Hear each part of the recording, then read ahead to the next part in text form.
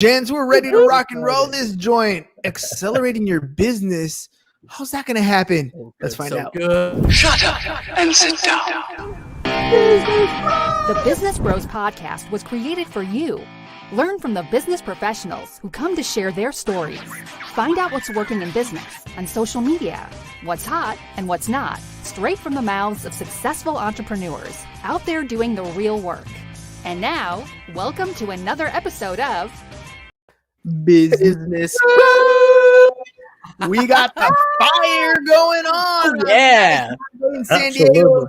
Ham, take it away. A heat wave in San Diego. We're bringing the fire right here. All right, all you business pros. Before we jump into the show, just a quick reminder to please subscribe on whichever platform it is that you're listening to us on today.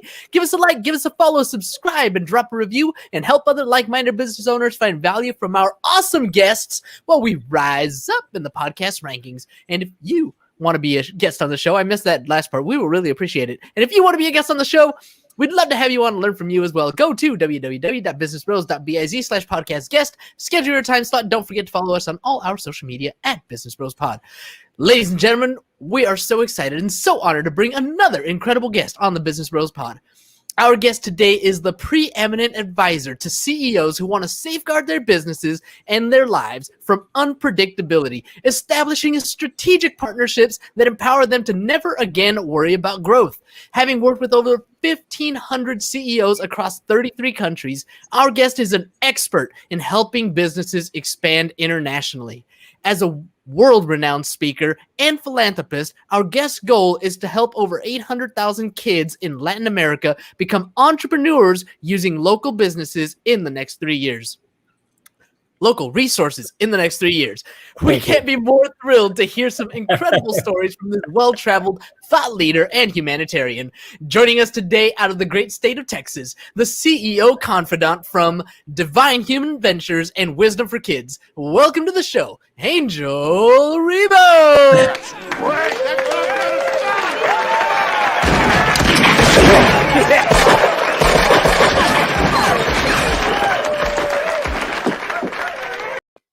All right, Well Angel. done, well done. Thank you so much. This has been probably one of the most amazing introductions ever in my life. Thank you so much for being who you are, guys. Thank you. Oh, well, what can I say? James prides himself on the intros. They're probably Fun. Yeah, they're fun. They're you know what? Everybody has a strength and everybody has a weakness. I would suck at writing your intro, but James over here, he's got fire when it comes to writing those intros.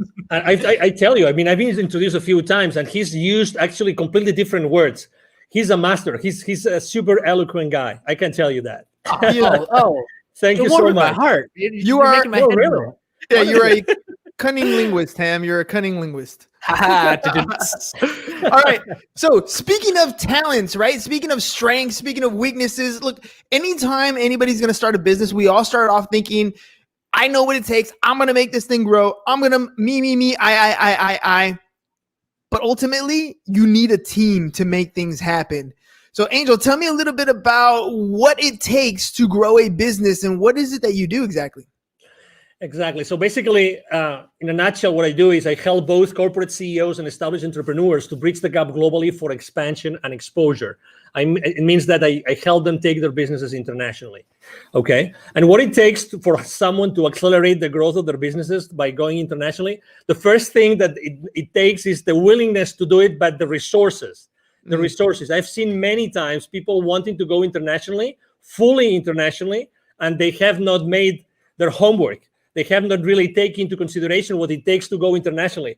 Very often it happens to us entrepreneurs that if we have an offer online, we think, okay, so if we are super successful in the US, then going south of the border, we just translate our materials, our courses, whatever that is, and we're going to be successful. I hate to say no. No, there's many more things involved in going internationally, and you have to do your homework. And there's financial implications on the decision of going international. So you have to consider those implications. let's hover here for a second, because we live in an age where the World Wide Web has literally shrunk the planet. We can have international quote unquote business going on from the living room or your basement or wherever you're talking about. So let's hone in on that. What do you mean when you're talking about growing internationally? Yes, so that's true. You can run your business from your home, and you have the worldwide, web, and you can go everywhere. But every single potential client in every single country, geography, culture thinks differently. You have to embrace, you have to acknowledge that, and you have to really know what is going to drive a potential sale from another country. Okay, so I mean, being reactive, we might have clients from other geographies, but the reality is that talking to someone, let's say south of the border or north of the border, talking about the US, right? It's different. And you have to be, if you really want to be strategic and you really want to be successful, you have to do it differently. You have to think about it. Okay, so you can run your business from your home and you have the World Wide Web open, but there are things that you have to take into consideration from the point of view of the client. You have to talk to the client differently on every culture. Remember, we are, separated, even sometimes even trying to go, let's say I have a business in Texas and I really want to be successful in taking my business to another state. That there are cultural differences, right? That huge. Someone in Utah is different from someone in Texas, right? And everybody knows that. So if you really want to be successful, does it make sense to consider the differences between selling in Utah and selling in Texas? Of course it does. And you spoke about in the introduction, you actually mentioned something, which is, are you partnering with the right people? Probably if you want to go international, or even, as I said before, to another state, what about partnering up with someone who's already there, who is already aware of those differences, that can help you be more effective in conducting business in that area? And this is very often a blind spot that people forget. So, okay, it's easy to run your business from your home, but be mindful, be aware of the differences. What kind of differences should we be looking for when we're first starting out? Because there are so many. I mean, like you said, there's cultural differences, there's currency differences, there's tax treatments. I mean, there's all kinds of things that we can think about when we're talking about those differences. But what are some of the first things that we should kind of pay attention to? So that's why go step by step. I mean, going internationally right out of the gate, I don't think is the right thing to do, unless you only go internationally to a specific area because you know that there's a need for that there, and you know that the people there are going to buy from you. Unless that's the case, it's scaling up by accelerating the growth of your business by going international. It means that you have already had to establish your business somehow. That's very important. Okay, so initially, I don't recommend anybody doing that unless, again, that's going to be your number one strategy. So if that's your number one strategy, you have to really know what these people want. Okay, the people in this area, what do they want? So you have to really speak with these people over there. Sometimes, we tend to think, oh, it's extremely difficult. No, it's very easy. Reach out. There's social media again, and you can go in social media and you can start talking to people who live in that area. It's really simple.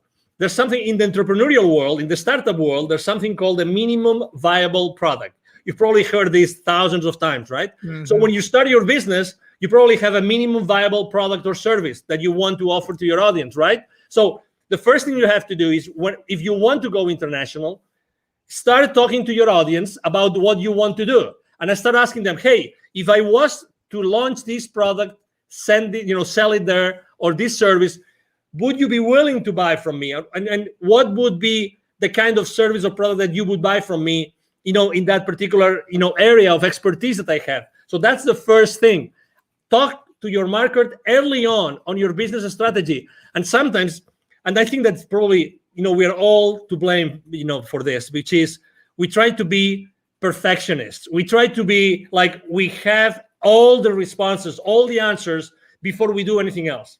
There's one business mantra. There's one mantra I use with every single one of my clients. I've been using for the last 5 years since I started my own business, which is take imperfect action now. take imperfect action now. Hey, don't worry about anything else. You only need yourself, and you need to start reaching out to the people in the market, in the place where you want to start selling your products or your services. That's it. Start talking to them and start making mistakes. Start making mistakes. There's no such thing as the perfect sales pitch, the perfect service, the perfect product. There's only the thing that you reach out to the potential buyers and you know what they think, and keep on making, keep on perfecting your pitch, keep on perfecting your product and your service. Really, that's the first step. Take imperfect action now.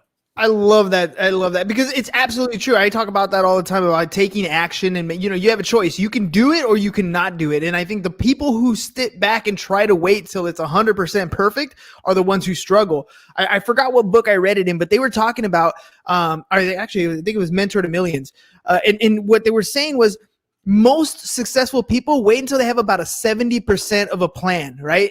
After that, they put it into action because there's nothing else you can predict. At that point, you have something that's viable that'll take you in the direction that you want to go. Will it get you to the destination? Probably not. But you're moving forward and you're not stagnant and stuck in one particular situation or at worst, not taking any action, right?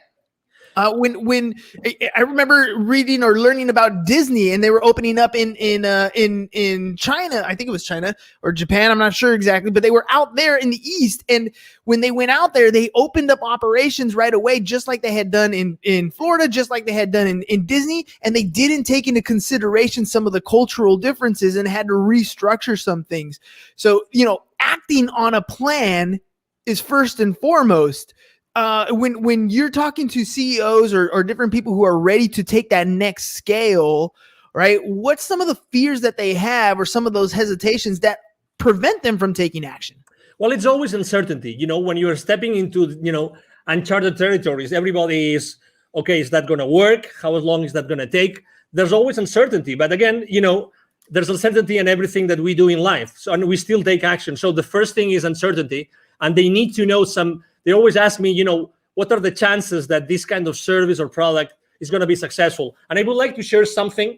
And this piece of information, it came from, there's the number one entrepreneurial program as far as college degree goes in the country is from a school in Massachusetts called Babson College, okay? Mm-hmm. They're very well known. You probably heard of them.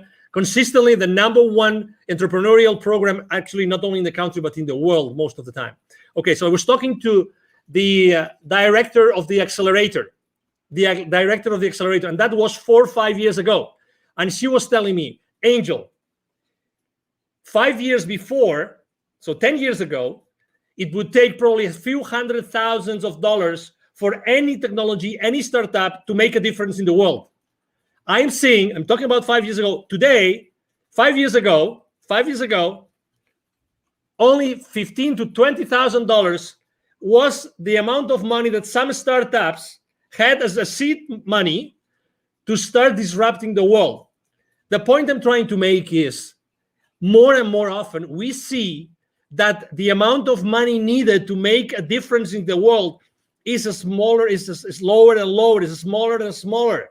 So what's the difference? The difference is that today there's so much technology out there that we can scale up any service or any product in the market like fast, like really, really, really fast. So again, going back to the same thing, take imperfect action now. Take imperfect action now. You really don't need so much time or so much money. What you need to do is to make sure that you start proof testing your value proposition, your product or your service in the market as soon as possible. So you can start burning, those early stages, and you can start, perfecting your product and your service. And you realize that, and you eventually see, you see the future with a level of uncertainty which is much higher. Again, to your question, it's uncertainty, but how do we lower the level of uncertainty? It's just by taking action, by start connecting with the market and start exposing our value proposition in the market. You have a ton of energy, and I love that because Thank you know you. when people come on the show, it's not always as exciting when the other person doesn't have energy, but that Thank you. fuel comes from somewhere, right? Yeah. Why did you get into this particular space? I mean, it sounds like Thank you're you. ready to take on business and scale things at your own rate, and yet you took Thank a you. different approach. Why that approach? Why what you're doing? Why is it what you're doing gives you so much energy?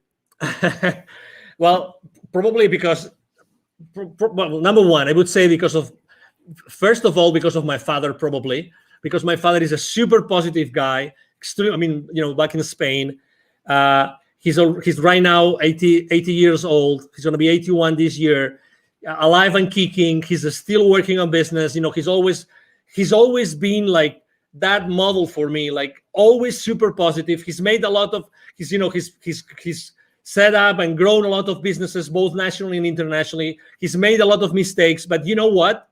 He was always in that mood, always. And every time he was being asked, he was always, his first statement, he was always, I am so blessed that I have been able to help these hundreds of families, these hundreds of people with the families behind them. And that's the legacy. That's his legacy.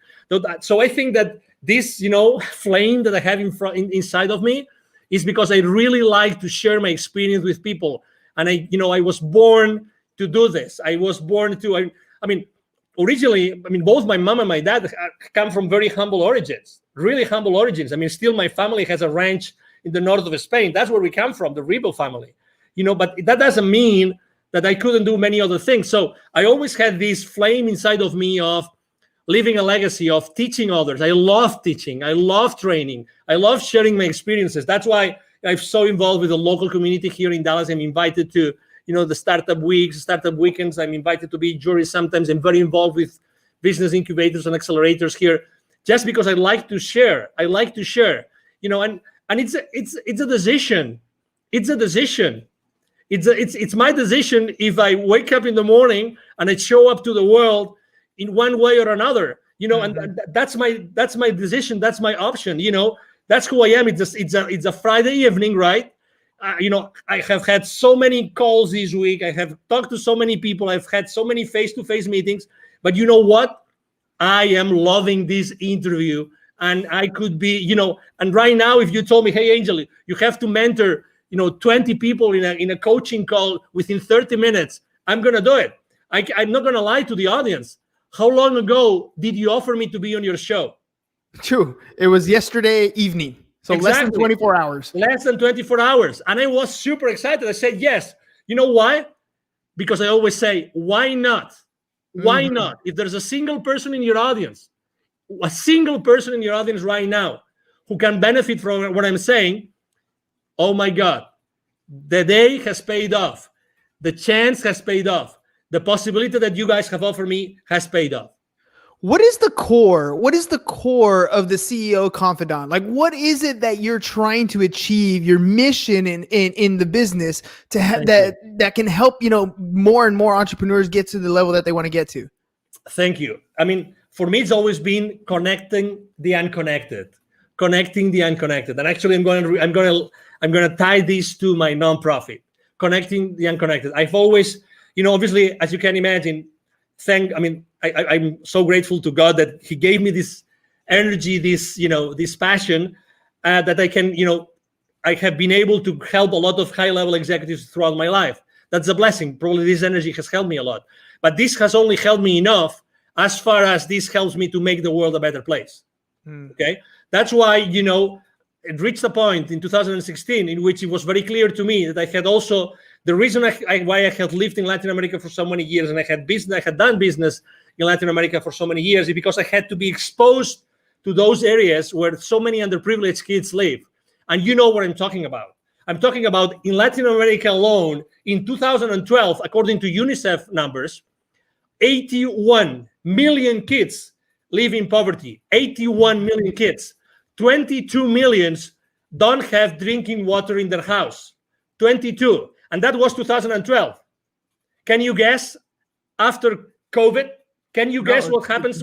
How many millions right now? Significantly worse. Exactly. So, and that means the total population, so that you have you have a frame of reference. the total population of kids in 2012 in Latin America was 170 million.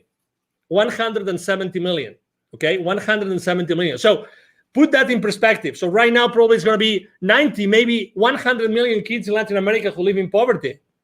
Yeah. So that's why, what's my mission? I've always feel that I keep on developing and helping so many high-level executives and established entrepreneurs, because at the end of the day, what I have to do is I have to be able to have so many stories, and I have to be able to connect all those high-level executives with those entrepreneurs that have still so much to learn. And I know that if it's not me, who's going to teach them entrepreneurship? Who's going to inspire them? Who is able to bring all those lessons I learn every single day with these so powerful CEOs? Who else is going to take them to those kids in need?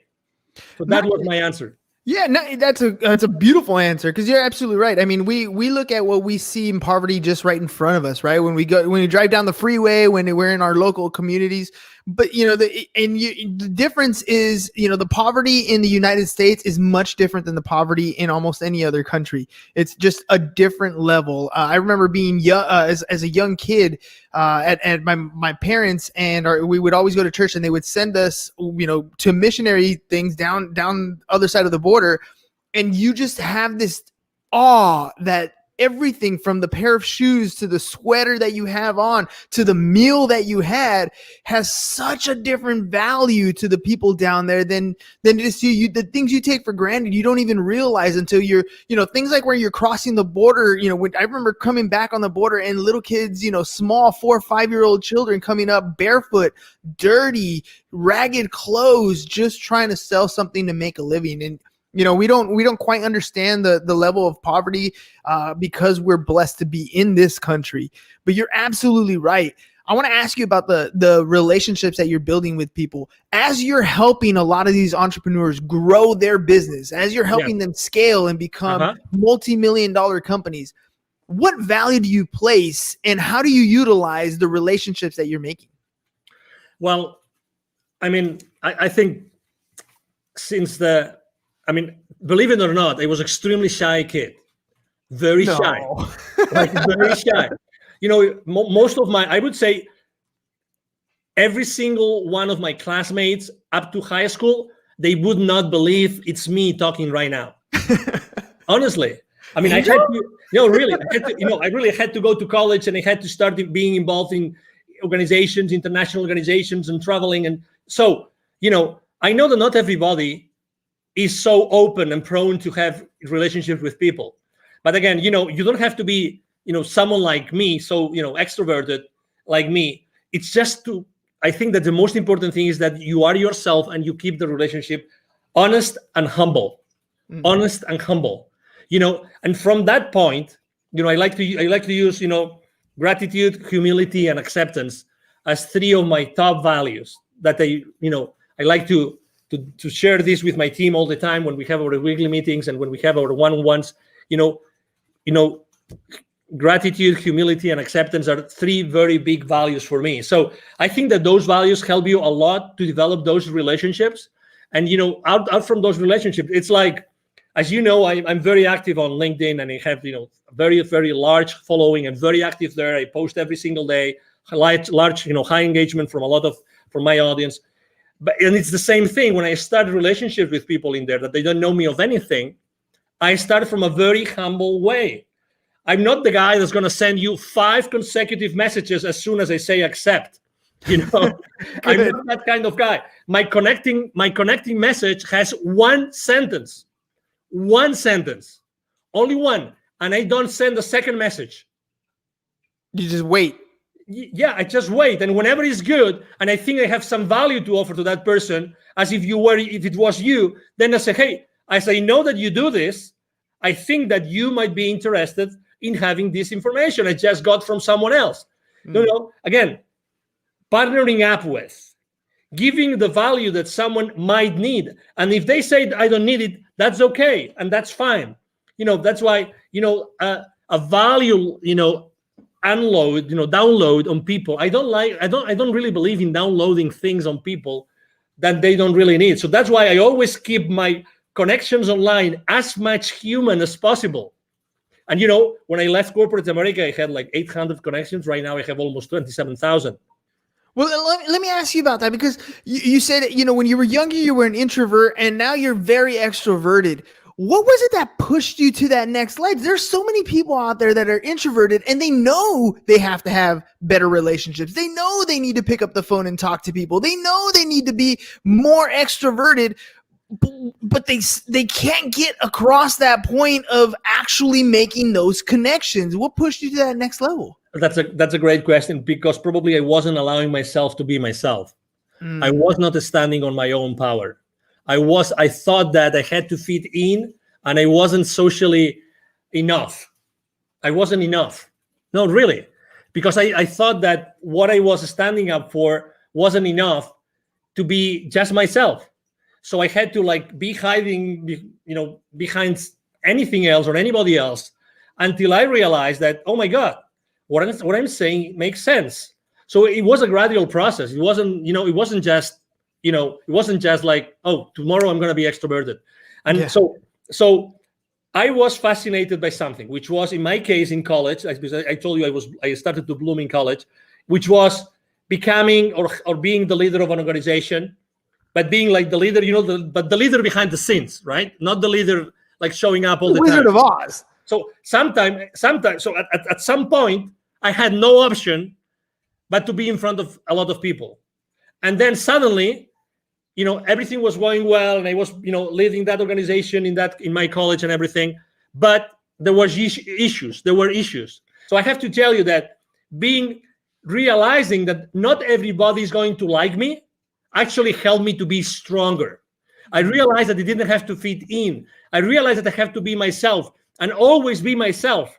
So I had a completely 100% certain place where I could go back and pull up the rest of my life. You know what I mean? Yeah, because if you're pretending to be someone else, you don't have that place of safety. But when you're always yourself, when you're always standing on yourself, on your grounds, then you have that place of power. And I have to also tell you, I remember the most dramatic situation in my life was actually that I got married. My first marriage was in 1996, still in Spain.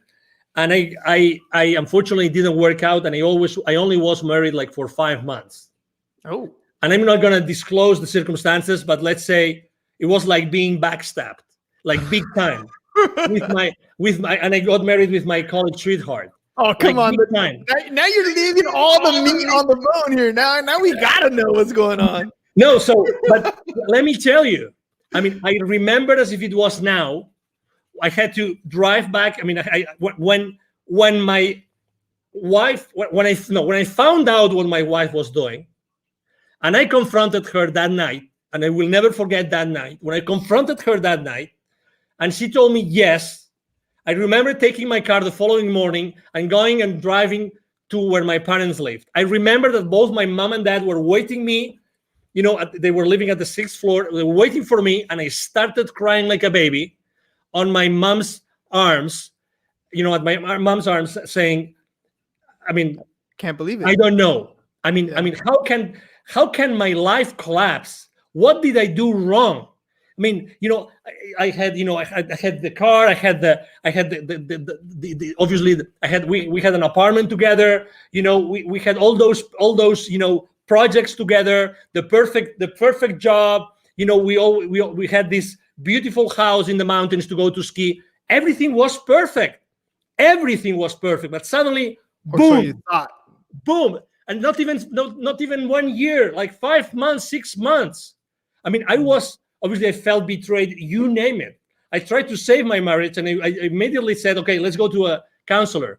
But unfortunately, the other party wasn't there. So I said, okay. So the rest of my life starts here today.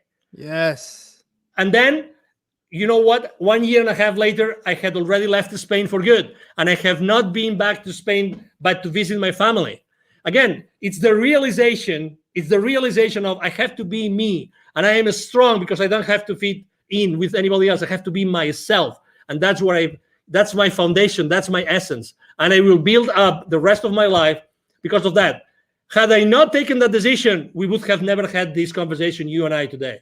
You know that I want to say I love that story, but I kind of, it's not quite the right thing to say. But the fact that you accepted it at the end, right? The heartbreak, the pain, the agony, what you're going through, those are feelings that you're going to have. But at some point, no matter what happens in your life, good, bad, or indifferent, you have to accept that tomorrow the sun's going to rise. Tomorrow is another day. And every day you have that choice to make something happen. You can dwell in it. You can live in it. You can wallow in sorrow and feel sorry for yourself for as long as you can. But every day that happens is another day that you're not fulfilling whatever dream is that you want to achieve. You're hurting yourself by allowing yourself to live in that position for too long. Feel it, hurt it, learn from that mistake. But you need to make a choice and accept that it happened. Totally. Otherwise, you're never going to move forward. I agree. And I have to say, this counselor that, we went together, with my ex-wife at that time, it was the same counselor that said, hey, okay, so she's not coming back. Can you please help me? Can you please help me go through this path? Can you please help me? And I have to tell you, the certainty that this counselor told me, so these are the stages you're going to go through. A, B, C, D, and E. He told me, he explained those to me, and I understood them, and I said, okay, where am I now? And he told me, no, it's a good question. It's a good question. Yeah, of course. So you are here. Okay. Typically, what do you see in your practice? How long is it going to take for me to get to the final, destination of this, of this, whatever it is, right? Of this journey. He said, well, it's up to you. I've seen people here and I've seen people there, and I've seen people that will never recover from a divorce or from a separation. Okay. Mm-hmm. So I kept on going with him. I kept on having, again, I asked for help. God bless. That's something I obviously, in any facet in life, ask for help, look for help. Always. There's always going to be someone that can help you. Always. The only scarce resource in your life is time. Yes. Get over any situation, any challenge with the help of someone that's been there before. Do that. Don't hesitate. It doesn't matter. Money comes and goes. Do that. And oh my God, after 6 months of my separation, guess what? Guess who came after one of my, I just finished one of my swimming practices. I love swimming. Guess who came to say, I would like to come back together? Who was it? I'm not going to say, but you know the story, right? You know the story. And I said, unfortunately not. I don't want this to happen in the future when we already have children. I don't want that for my life. Decision made. Imperfect decision. Don't know what the outcome was going to be, but you weren't going to do it again. No. Oh man, Angel, that's, I love that, the whole idea of time scarcity, right? You only have so much time in your life. And yes, ladies and gents, you're going to feel uncomfortable when you're going to make a decision. You're not going to know the outcome. It's going to be scary. It's going to feel weird, but do it anyways. Do it anyways, because there's only two types of regret that you're going to have when you're older. And one of the biggest ones, the worst ones, is when you're 98 years old and you are incapable and you're out of time to have that regret to worry about. So take the action. You might make a mistake and it's okay. There's always a way to correct, but take that action. Angel, before we head out, let our audience know if they want to work with you, how can they get a hold of you? Absolutely. The first thing is, it's very easy. Send me an email. I have a team behind me. We all work together. We will always respond to you. My email is very easy. My email address is angel@angelrebo.com. I'm going to spell it for you. ANGEL@ANGELRIB as in boy O.com. That's the easiest way. If you want to know, what I do, what I stand for, you can go to LinkedIn, Angel Rebo, the CEO Confidant.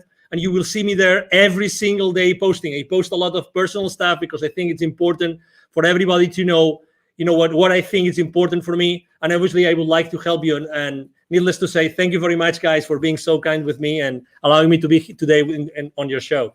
Hey, man, thank you for coming on last minute. Thank you for sharing, being vulnerable. I honestly believe that some of these stories that we have in our life, some of the worst stories in our life, make the greatest connections with people. So thank you very much for sharing some of your worst times with us. I connected with you. I'm sure there's a lot of our listeners that connected with the same type of story. Thank you. All right, ladies and gents, it is Friday, but we'll be back because Monday's going to come right around the corner. So that's all we got for you guys today. Have a great and safe weekend. Peace. And we're out. Thank you for listening to the Business Bros Podcast. Are you looking to get more clients or to increase your income? Hernan, the business bro, can help you generate referrals through the power of podcasting. And James, the insurance bro with Pipeline Insurance, can help you effectively add insurance to your existing business. If you are ready to create wealth today and generational wealth for tomorrow, email businessbros@csfirst.com to schedule a free consultation or join the Business Bros Network, www.businessbros.biz.